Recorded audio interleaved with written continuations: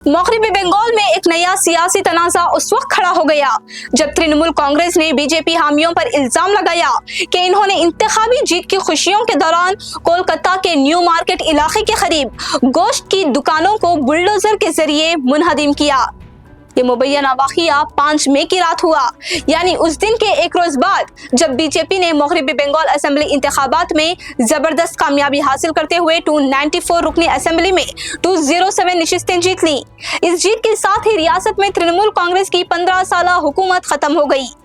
तृणमूल कांग्रेस का इल्जाम है कि बीजेपी हामियों ने जश्न के दौरान दुकानों के साथ साथ मुकामी तृणमूल कांग्रेस दफ्तर में भी तोड़फोड़ की।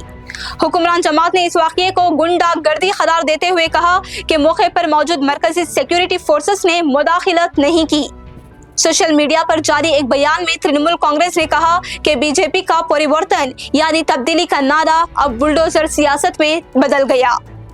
पार्टी ने इस मामले को बीजेपी की इंतखाबी मुहिम के दौरान इस्तेमाल होने वाले बुलडोजर जस्टिस के नारे से भी जोड़ा, जिसे खास तौर पर उत्तर प्रदेश के वजीर आला योगी आदित्यनाथ ने बार बार इस्तेमाल किया था। तृणमूल कांग्रेस के राज्यसभा रुकन डेरेक ओब्रायन ने भी मुबैना इन्हिदाम की वीडियो शेयर करते हुए सवाल उठाया कि वहां तैनात पुलिस और सीएपीएफ एहलकार क्या कर रहे थे।